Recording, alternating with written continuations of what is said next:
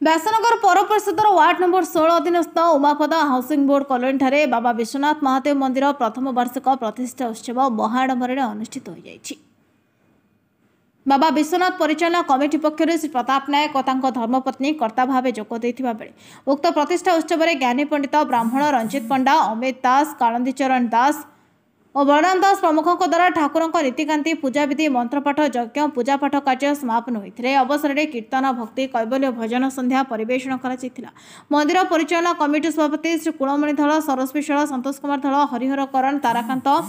पहाड़ समीर पड़ी समेत समस्त सदस्य माने कार्यक्रम परिचालना क्षेत्र में सहयोग प्रदान करते कोरे विधायक श्री आकाश दास नायक अजय कुमार नायक रवींद्र कुमार नायक और वार्ड नंबर 16 काउंसिलर शिवानंद नायक अंचल बहु संख्यार भक्त मैंने कार्यक्रम में सामिल हो कमिटी कार्यकर्ता सदस्य मान उत्साहित करने सह ठाकुरों आशीर्वाद लाभ करते मंदिर प्रांगण में हजार हजार भक्त मान लगी अनुष्ठान तरफ प्रसाद सेवन व्यवस्था कर शेष में मुख्य उपदेष्टा श्री विनोद बिहारी बेहरा समस्त को धन्यवाद अर्पण करते। मोर आज्ञा विनोद बिहारी बेहरा मु श्रीविहार अंचल बासिंदा एवं उमापदा तथा ये अंचल जिते सब भाई मान अच्छा समस्त सहित मोर भल परिचित जाहू आमे केबे भाभी पारि नथिलु बाबा विश्वनाथ मंदिर एते 2024 रे आरंभ होई एवं 25 रे तार कार्यक्रम परिसमापन हला प्रतिष्ठा हला धूमधाम रे आपण जो जगार छिड़ा होती अंटे गाड़ थिला आम के भावी पारि नथिलु जे एठी गोटे आज गोटे मंदिर होकर प्रतिष्ठा हम हजार हजार लोक ये आसिक दर्शक मैंने आसिक ए मंदिर पाखर प्रभुंर कृपा पाइबापा कौन बड़ विचित्र कथा जे आज एभली दिन में मुझे गोटे वर्ष होगला वार्षिक उत्सव आज यही दिन में मंदिर प्रतिष्ठा होता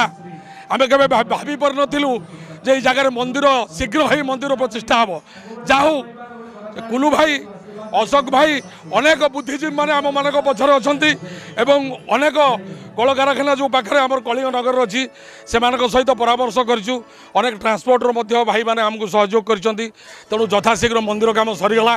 प्रतिष्ठा कार्यक्रम है किंतु एठी आमे माने बहुत खुशी जे आमर जो टीम स्पीड अच्छी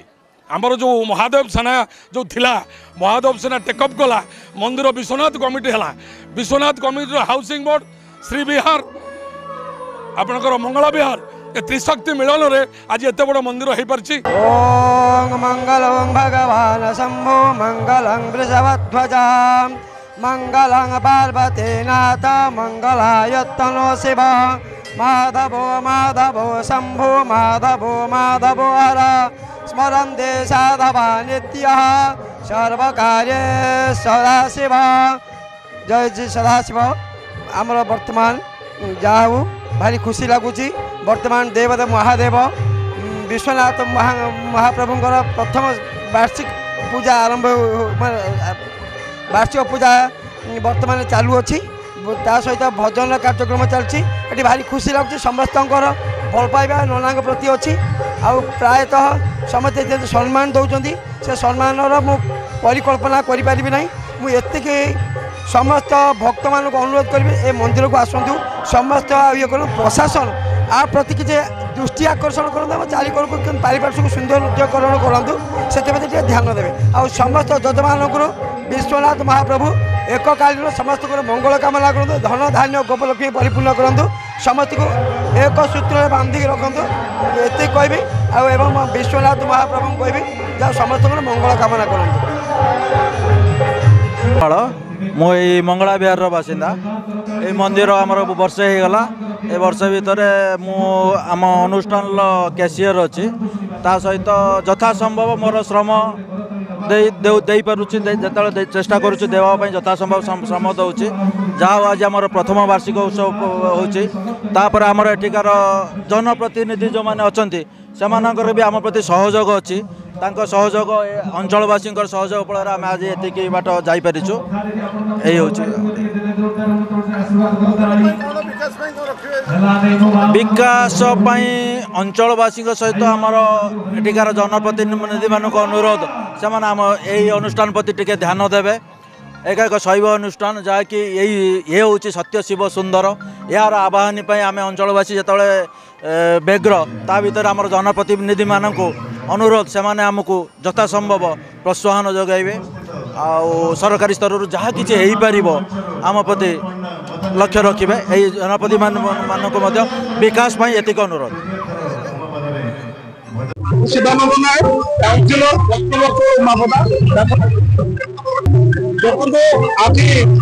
ଉମାପଦା ହାଉସିଂ ବୋର୍ଡ ପ୍ରାଙ୍ଗଣରେ ଏ ବାବା ବିଶ୍ୱନାଥ ମନ୍ଦିର ବାର୍ଷିକ ଉତ୍ସବ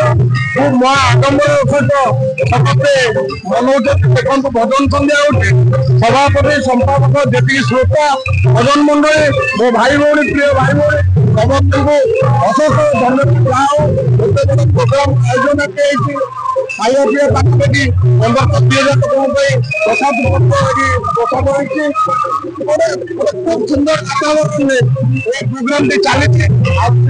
ନିଶ୍ଚୟ ଆସିକି ମୁଁ ବି ପଳେଇବା କଥା, କିନ୍ତୁ ମତେ ହେଲା ବସି କୌଣସି ମାନେ ଏତେ ଆନନ୍ଦ ଲାଗୁଛି ସ୍ଥାନ ଛାଡ଼ିବାକୁ ବି ଇଚ୍ଛା ହଉନି। ଆପଣମାନେ ଯେତିକି ଆଶା କରୁଛନ୍ତି ମୋର ଯେତିକି ମୁଁ କରିପାରିବି କରିଛୁ, ଆଗକୁ କରିବି ମଧ୍ୟ।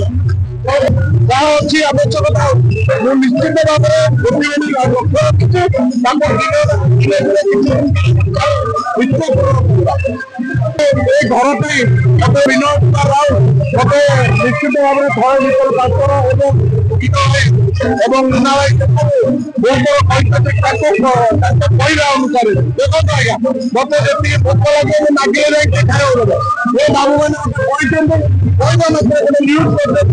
ପକେଇଛନ୍ତି। ସେଇ ତାକୁ ଆଧାର କରି ଲୋକମାନଙ୍କୁ ସାଂସନ କରିଛି ଏଇ ଘରକୁ ପ୍ରସ୍ତୁତ ଦେବା ପାଇଁ। ବ୍ୟାସନଗରରୁ ପ୍ରଦୀନ କୁମାର ବୋଇତାଇଙ୍କ ରିପୋର୍ଟ, ନ୍ୟାୟବତୀ ଟିଭି।